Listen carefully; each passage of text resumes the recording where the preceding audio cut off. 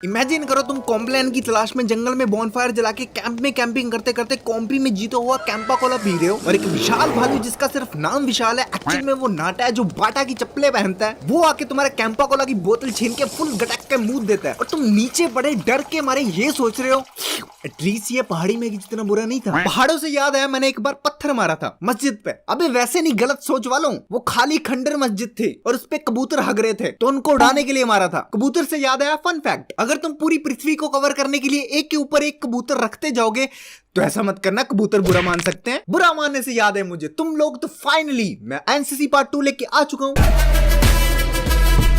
तो एनसीसी में मैंने टोटल 3 कैंप्स लगाए थे, 2 चाय बिस्कुट कैंप और एक आर्मी अटैचमेंट। सीआईटीसी की डेली रूटीन ये थी, उठो नहाओ योगा करो चाय बिस्कुट खाओ ड्रिल करो खेलो कूदो और सो जाओ, अगर कोई सोने देता है तो। एल्विश भाई! इसलिए मैंने इसको चाय बिस्कुट कैंप बोला। और बिस्कुट भी पार्ले जी, वो भी एक्सपायरी डेट वाले। And don't dare to tell me it's biscuit not बिस्कुट, बिकॉज आई लव बिस्कुट, चाय लव बिस्कुट, इवन दिस भालू लव बिस्कुट, है ना विशाल?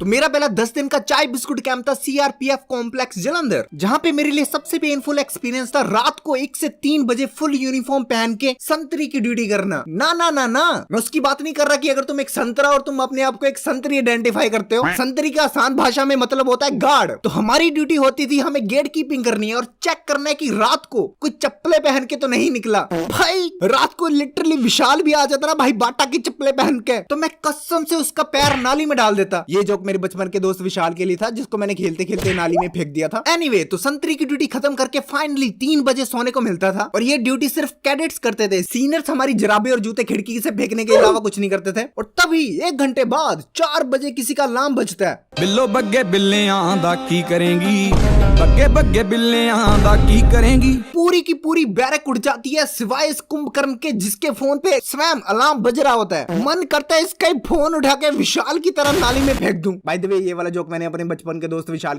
ठीक है हाँ हो गया, बता दिया तूने ऑलरेडी। Oh sorry. अब 2 घंटे बाद अधमरी हालत में सुबह 6 बजे उठ के फिर से वही, नहाओ योगा करो चाय बिस्कुट खाओ ड्रिल करो खेलो कूदो और दुनिया भर की चकमौदी पेल के सो जाओ। और चकमौदी इस तरह की, कोई रात को 2 बजे पत्ते खेल रहा होता है, कोई दीवार पे उल्टा लटक रहा होता है, कभी रस्सी पे चढ़ के, कभी रस्सी से फिसल के हाथ छिलवा लिए, कभी ट्रक पे सामान चढ़ा दिया, कभी सामान पे ट्रक चढ़ा दिया। बस यही करते करते मेरा पहला कैंप हो गया खत्म। तो सेकंड ईयर में मेरा दूसरा चाय बिस्कुट कैंप शुरू होता है लवली प्रोफेशनल यूनिवर्सिटी में। जी हाँ, ये वही यूनिवर्सिटी है जिसके अंदर बंदा ट्रैक्टर से हल चलाता है, वो भी इस बंदे के साथ बैठ के। वाहिगुरु जी का खालसा वाहिगुरु जी की फतेह, जय श्री राम, सलाम वालेकुम, हालेलुया। लवली इतनी बड़ी है कि हमें अपने रूम से मेस तक खाना ले जाने के लिए 1 किलोमीटर चलना पड़ता था, वो भी तीनों टाइम। कुछ बंदों ने तो वहाँ पे फूड डिलीवरी सर्विस तक शुरू कर दी थी। भाई 10-10 रुपए दे के फूड डिलीवर कर रहे हैं, बट उनकी सर्विस ज्यादा देर तक चलनी भाई, क्योंकि टूटी हुई सील वाला खाना देते थे। और लौंडे इतने हरामी पहले ही दिन जाके एलपीयू की लिफ्ट खराब कर दी। और ये पता लगाने के लिए कि ये बदमाशी किन बच्चों ने करी है, फौजियों ने कुछ लौंडों का मुंह ढककर कंबल में लपेट कर उनको जासूस बना दिया एंड इस ग्रुप का नाम रखा बिल्लियां। तो बिल्लियों ने क्राइम पेट्रोल के एपिसोड की तरह बदमाश बच्चों के चेहरे को पहचान लिया और उस दिन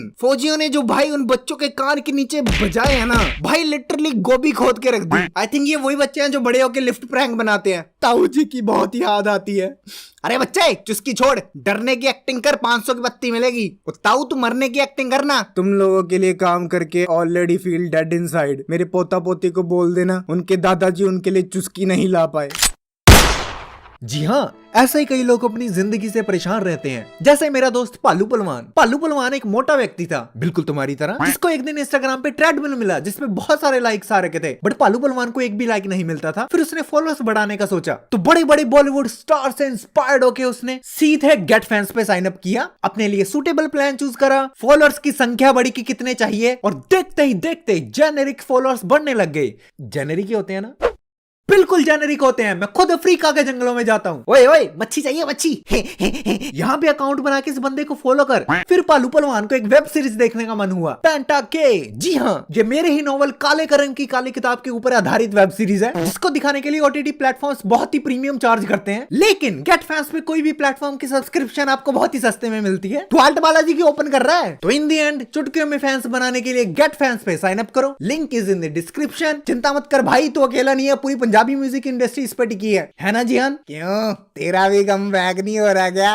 हट मादर। Back to the video. तो फाइनल ईयर में मैंने जलंधर कैंट में आर्मी अटैचमेंट कैंप लगाया। ये वाला पहले कैंप्स की तरह चाय बिस्कुट कैंप नहीं था, ये कैंप था। और ये ठीक पुलवामा अटैक के एक हफ्ते की बात है, जब कुछ पाकिस्तानी मुश्तंडों ने हमारे यहाँ माहौल खराब कर दिया था। No offence to my Pakistani viewers, बस मेरे दादा दादी वहाँ पे सोने की बड़ी गागर छोड़ गए थे, वो वापस कर देना। तो इस 15 दिन के कैंप में 150 स्टूडेंट्स आ रखे थे, जिनको 4 companies alpha, Bravo, Charlie and delta में डिवाइड कर दिया था। हमें ब्रावो कंपनी मिली और पहले ही दिन कंपनीज के सीनियर डिसाइड होने वाले थे, जिसमें से मैंने अपना नाम नहीं दिया, बट हमारे कैंप सीनियर ने मेरा रैंक देख के मेरा भी उसमें नाम डाल दिया। मैंने टेस्ट पास करा और अल्टीमेटली मुझे कंपनी सीनियर चुन लिया गया। 62 फ्रीकिंग कैडेट्स डायरेक्टली मेरे अंडर थे। इसका मतलब समझते हो? इसका मतलब था अगले 14 दिन के लिए मैं जो उनको ऑर्डर दूंगा, उनको बिना किसी क्वेश्चन के वो पूरा करना पड़ेगा। मैं कहूंगा हगो, वो हगेंगे। मैं कहूंगा अपनी टट्टी वापस खींचो, वो खींचेंगे। आई फील लाइक मैं तो पापा हूँ, पापा इस दुनिया का पापा। कोई चप्पल पहन के घूम रहा है,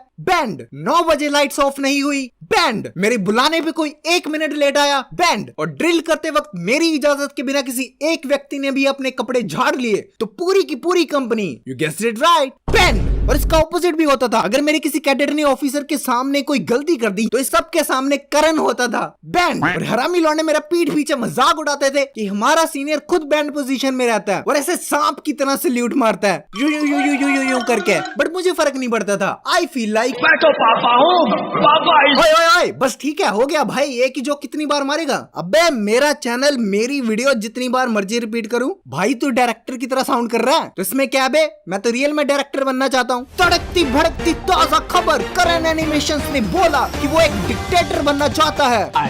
तो करण, आप डिक्टेटर क्यों बनना चाहते हैं? वो इसलिए बनना चाहते हैं क्योंकि वालिद जो थे अब्बा हमारे, वो खुशियां बांटते थे।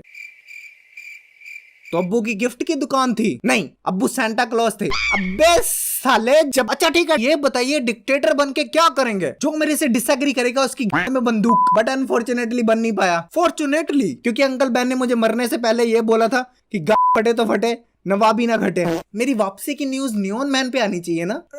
एक्चुअली नहीं, मैं नहीं मानता। बंदूक देना जरा मेरी। इस कैंप में जितना मजा था उतनी ही सजा। इतना भगाते थे पीटी उषा शर्मा जाए। कैडेट्स, वो 500 मीटर दूर पानी की टंकी दिख रही है? यस सर, दिख रही है। जाओ उसको छू कर आओ। भाग के जाना, भाग के आना। लिटरली भाई हर चीज में भागो। ग्राउंड में जाना है, भाग के जाओ। ग्राउंड से आना है, भाग के आओ। क्लास में तुम्हारी आवाज निकली, भागो। ड्रिल में तुम्हारी आवाज नहीं निकली, भागो। भाग रहे हो तब भी भागते रहो, नहीं भाग रहे तब भी भागो। भागते भागते मेरी हालत इस जीव की तरह हो गई थी। अंकल जी, मुझे पानी पिला दीजिए, मेरा गला सूख रहा है। तुम्हें पानी पीना है?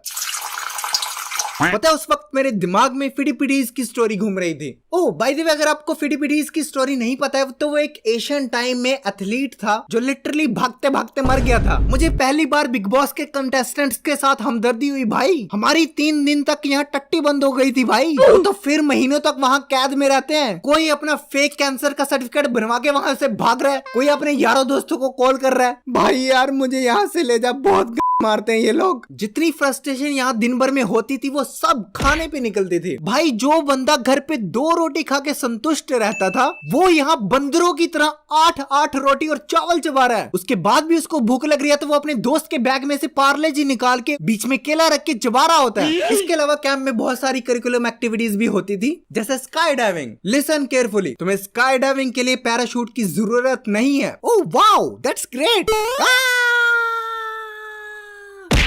तुम्हें दोबारा स्काई डाइविंग के लिए पैराशूट की जरूरत होती है। इसके अलावा घूमने को भी मिलता था। एयरविंग वालों को प्लेन चलाने को मिला, लिटरली भाई अ रियल फ्रीकिंग प्लेन। बहुत मजा आया होगा यार, है ना अवतार? मजा आया था ना भाई।